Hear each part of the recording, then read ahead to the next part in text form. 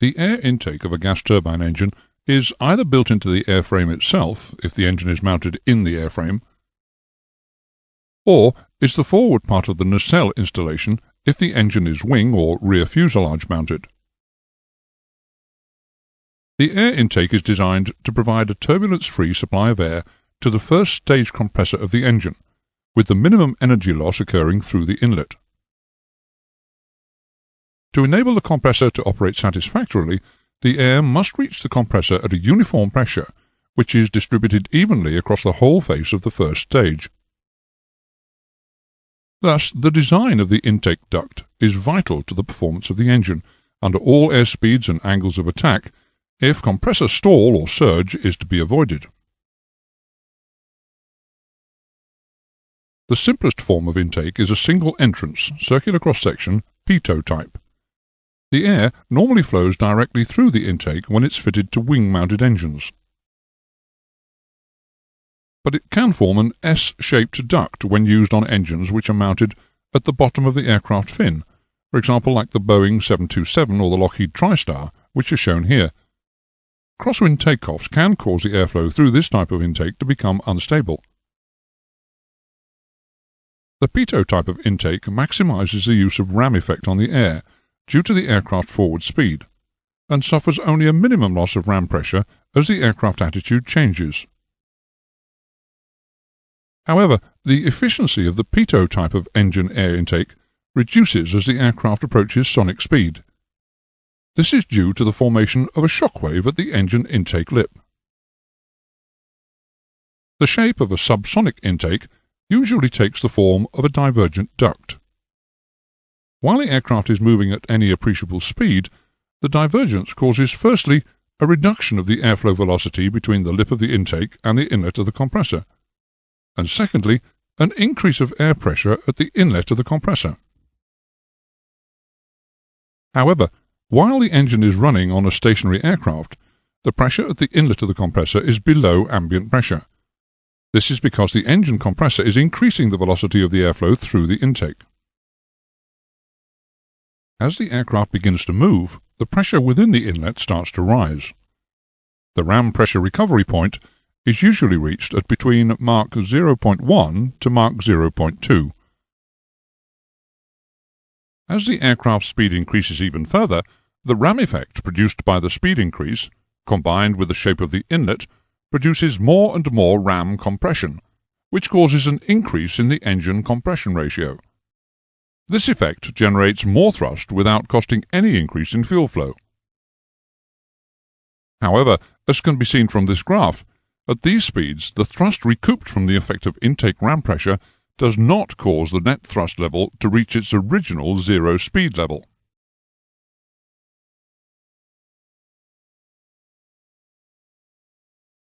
Secondary air intake doors, sometimes called auxiliary inlet doors, are required on certain types of aircraft to allow supplementary airflow to reach the compressor face during high-power operation when that aircraft is either stationary or at low air speeds.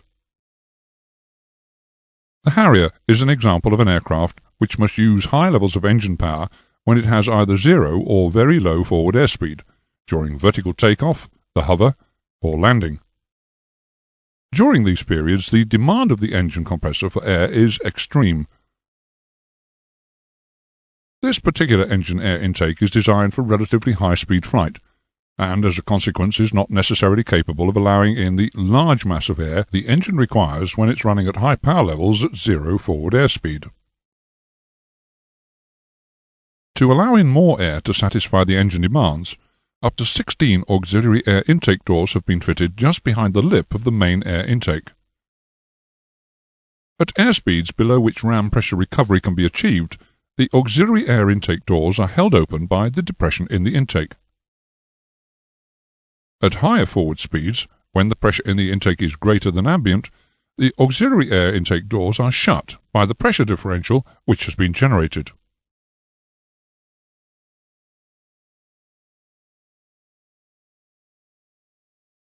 Supersonic aircraft also require a particular type of air intake, which is sometimes called a diffuser, because the engine compressor cannot handle supersonic airflow. Below supersonic speeds, the intake must be able to recover pressure in the same manner as a subsonic intake. But above supersonic speeds, the intake must be capable of reducing the velocity of the airflow below sonic velocity by the formation of shock waves. One important characteristic of a shock wave is that air flowing through it will be slowed. The task of controlling the shock waves that form on or in the air intake, which is fundamental if we're to efficiently reduce the velocity of the airflow, is undertaken by a supersonic diffuser.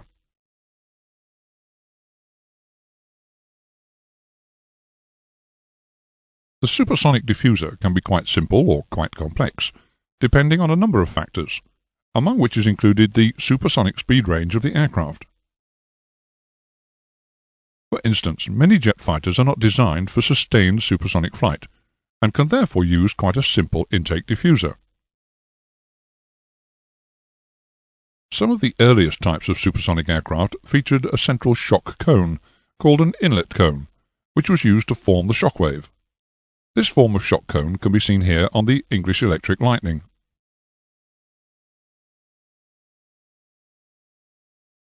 This diagram shows a simple convergent-divergent diffuser. This design works because of the fact that supersonic flow will slow down as it enters a constricted area. You will note that this is the opposite response to that which happens with subsonic flow. Air flowing at subsonic speeds will accelerate through a constriction. We know from the previous lesson that subsonic airflow through a venturi accelerates towards the throat. At subsonic speeds, the air will maintain a constant density, and as a result a pressure wave is set up which causes the air to accelerate through the constriction. However, at supersonic speed, pressure waves cannot move out ahead of the air and cause it to accelerate. Therefore, the air becomes more dense and slows down. This is still all in accordance with Bernoulli's equation, which tells us that if the static pressure increases and the density increases, then the velocity must decrease in order to keep the total energy in the airflow constant. To most people, this tendency of supersonic airflow is more intuitive than what happens in subsonic airflow.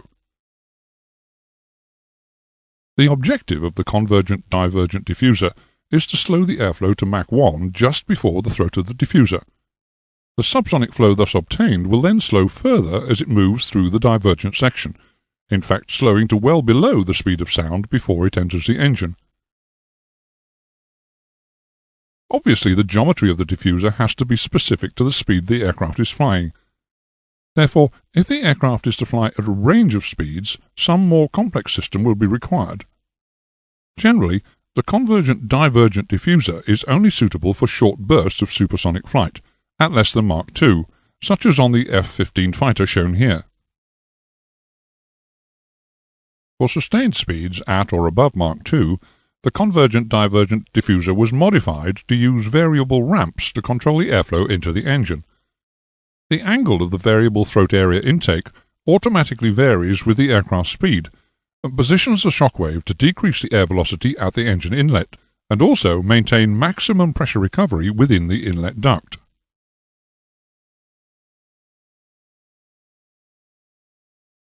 A more elaborate type of diffuser is the center body design. This design has a sharp center body, sometimes called a spike. The spike strikes the airflow, producing an oblique shock wave. The spike will frequently be designed to produce several weak shock waves rather than one strong one. The inlet geometry is then such that the air is drawn into the engine inlet at right angles to the shock wave. The resulting flow is subsonic, as happens in the simple convergent-divergent diffuser. It's important that the shock waves do not enter the inlet, because the high-pressure pulses they would create could damage the engine by causing the rotor blades and stator vanes in the compressor to flex. A divergent chamber then slows the airflow further before it reaches the compressor. The position of the spike in relation to its distance ahead of the inlet must vary with the speed of the aircraft. This is accomplished by making the center body position controllable fore and aft in the inlet. It will be extended as the aircraft flies faster and retracted as it slows down. This design is suited to sustained supersonic flight and was used on the SR-71 Blackbird aircraft.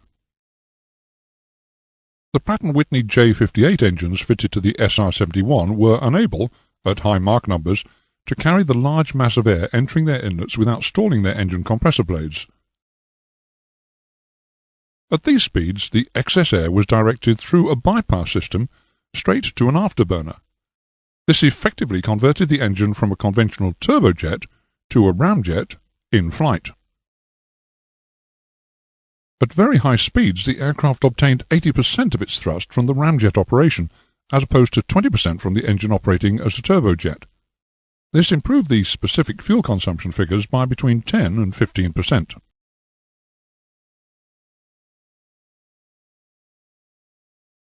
The engine air intake is designed to maintain a stable airflow to the compressor face. Anything that disrupts the airflow and causes it to be turbulent may cause the compressor to stall or surge. An intake operating at high angles of attack cannot be expected to maintain a stable airflow. One of the most critical times for any engine is during its acceleration to takeoff power. If there is any crosswind during the takeoff, it may affect the airflow into the intake, particularly in the case of aft body-mounted engines which have an S-duct type of intake.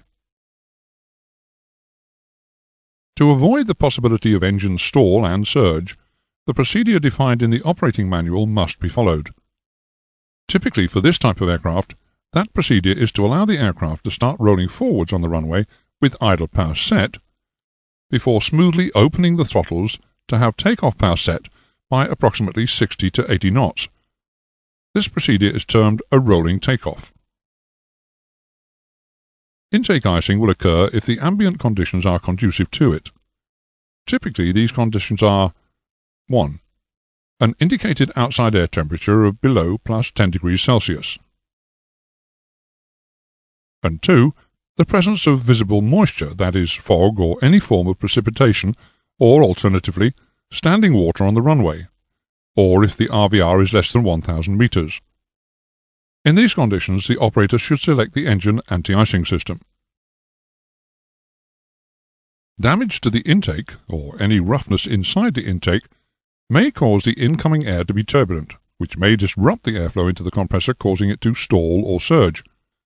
It's particularly important to inspect the engine intakes before flight for any form of damage, uneven skin panels, surface roughness, etc. Damage to compressor blades is invariably caused by ingestion of foreign objects. This will most commonly occur while the aircraft is operating on or close to the ground. Damage to the compressor blades leads to changes in their geometry, which can cause performance deterioration, compressor stall, and even engine surge.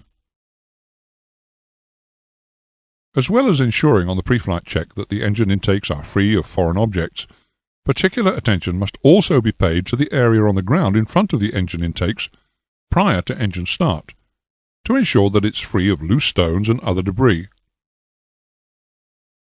This is particularly important in the case of wing-mounted engines, which have their intakes close to the ground.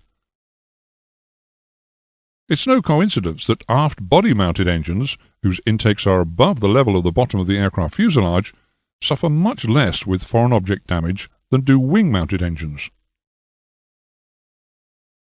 Heavy in-flight turbulence can seriously disrupt the airflow into the engines. Using the correct turbulence penetration speed will reduce the possibility of compressor malfunction. It may also be a requirement of the checklist in these conditions to activate the continuous ignition system to reduce the probability of engine flameout. To prevent damage occurring from foreign object ingestion, it's essential that the operators of gas turbine engines should take precautions which preclude the entry of debris into the ramp area. After flight, intake and exhaust covers should be fitted to prevent ingress of contaminants and also help to prevent the engine windmilling. During engine startup, aircraft taxi, and engine reverse thrust operation, debris can be sucked into the intake. Engine power should be kept to the minimum required to avoid damaging it. Several deaths and many serious injuries have been caused through personnel being sucked into the intakes of operating gas turbine engines. Great care must be exercised whenever it's necessary to function in close proximity to running engines. This video is a chilling reminder of what can happen, even when personnel are being extremely careful. This concludes the lesson on air intakes.